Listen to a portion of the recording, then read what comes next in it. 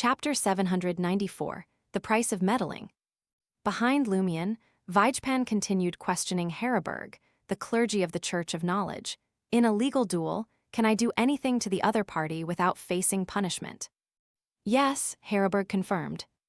Vijpan's eyes lit up, feeling as if he had found paradise. He excitedly swallowed. Gulp, he heard a similar sound next to him.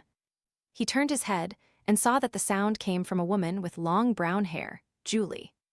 The collector was also excited, while the human chef Les licked his lips.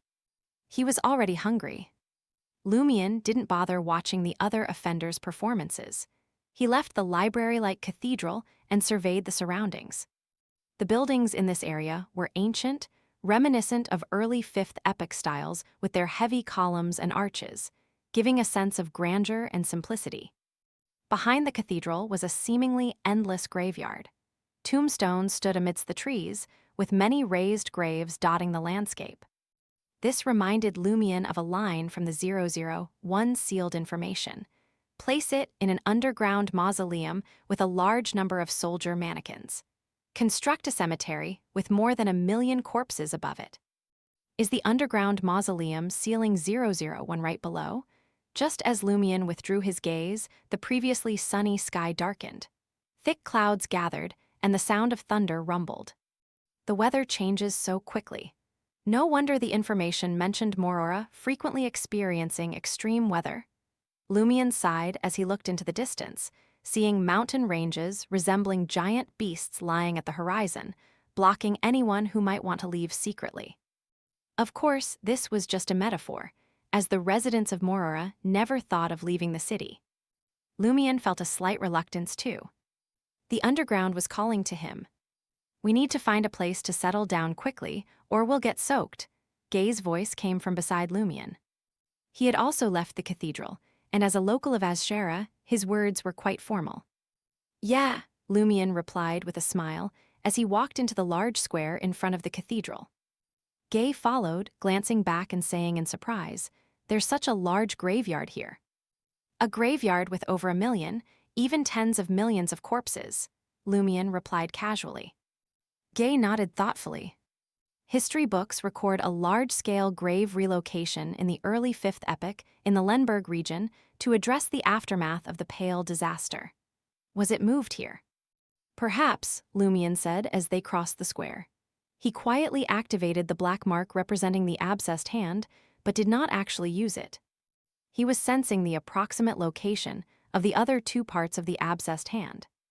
To his surprise, he sensed more than 2 parts. Different directions within the City of Exiles had subtle responses. Hand Bro's body parts got dismembered, Lumion silently muttered. He chose the direction with the strongest response. After walking about a street's length, he heard the clashing of metal and saw 2 men fiercely fighting with sharp swords as a crowd watched. Duels with fatalities happened daily. Lumion reviewed the 001 sealed information. He didn't hurry, deciding to watch for a while. Gay did the same, seemingly assessing the strength of Mora's residents.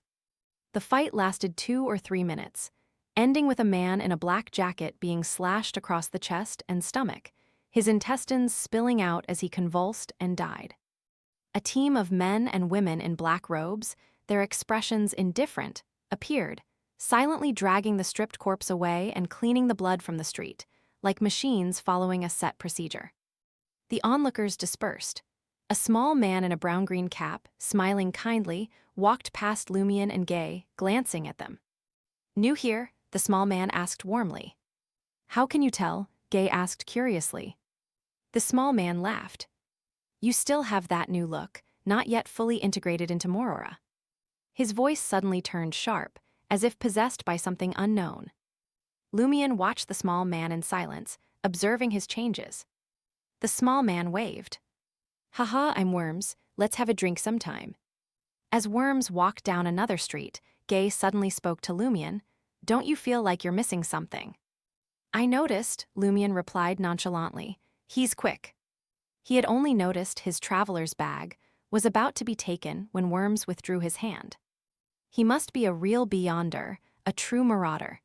That sudden state change was likely a performance to distract attention.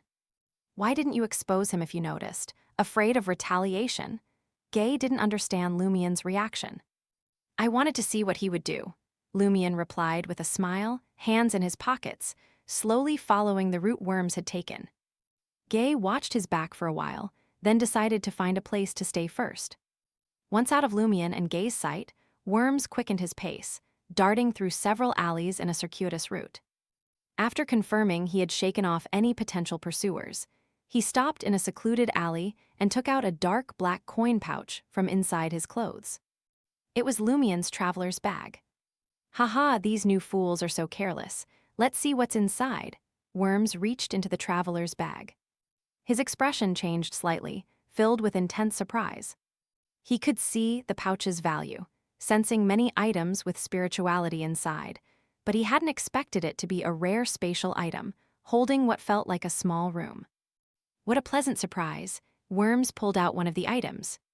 What greeted his eyes was a half-decomposed, dark blue swollen corpse, dripping yellowish-red pus. Smack! Worms recoiled, letting the half-corpse fall to the ground. His face turned horrified. Who carries a half-decomposed corpse around? And a highly decayed corpse at that. Even in Morara, filled with countless murderers, this is the most twisted thing. No wonder he was exiled here. Steadying himself, Worms reached into the traveler's bag again, pulling out a piece of smooth, white leather. He couldn't take his eyes off it, as if staring at the skin of a dream lover. He quickly noticed some black words on the leather that he didn't recognize. Seems to be words that can trigger beyonder powers. This leather must be very valuable. I should copy it and find someone to decipher it without arousing suspicion, Worms thought in delight, caressing the leather, unwilling to let go. Suddenly, he felt his throat itch. Cough, cough, cough. He started coughing, more and more violently. Within seconds, he coughed so hard it felt like his heart would tear apart. Worms spat out a mouthful of blood. This isn't right. How did I suddenly get so sick? Worms, vaguely understanding, threw the leather to the ground. But his coughing continued, even more violently. While coughing, he thought of a way to save himself. That guy put such dangerous leather in his pocket, he must have prepared a cure. Yes, there must be one. Worms reached into the traveler's bag again. He first pulled out a gray-white lightning-shaped brooch. A thick, silvery-white lightning bolt suddenly descended from the stacked clouds, striking him. Boom! The thunder echoed and Worms fell, his body charred and twitching. Already gravely ill, the lightning strike left him near death. How could I suddenly be struck? By lightning? Worms's vision darkened, his confusion and regret lingering as he closed his eyes. He soon stopped breathing. About 10 seconds later, Lumien turned into the alley, walked to Worms, looked down at his body and shook his head with a smile. Rummaging through others' belongings is very dangerous. After a pause, Lumien regrettably sighed. I wanted to follow you and get in touch with Mora's Beyonders. You let me down. And you didn't even get to the more dangerous items. As he spoke, Lumien picked up the traveler's bag, placing the items back inside in their compressed form. The Fury of the Sea Brooch, the Demoness of Despair human leather, and the half-corpse of the abscessed hand. I guess being a generous soul is all you can do, Lumien muttered, extracting 537 Sasson gold from Worms. That was about 2863 Verl d'Or. Pocketing the generous soul's gift, Lumien waited for Worms's Beyonder characteristics to manifest. About 2 minutes later, a team of black-robed enforcers entered the alley. The leader looked at Lumien expressionlessly and said, "Did you kill him?" "No, he was struck by lightning. Maybe he did too many bad things," Lumien replied with a smile, explaining earnestly. "He was a thief and stole my stuff, so I chased him here." The enforcers stared at Lumien, as if verifying his truthfulness. After a moment, the leader nodded. "You may leave." Lumien didn't move, smiling as he said, "His belongings should be mine, right?"